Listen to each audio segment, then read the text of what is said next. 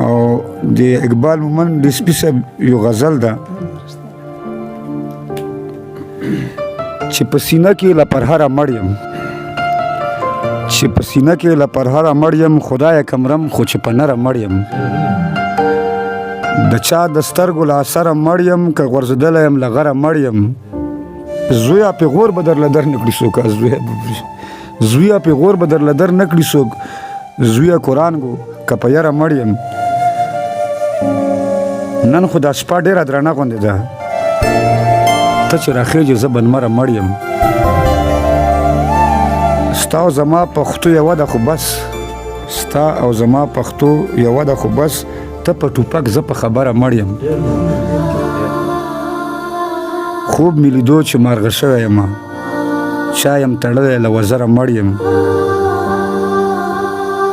د چا په زهرو یم ژوندی اقباله د چا په شات او په شکره مړ یم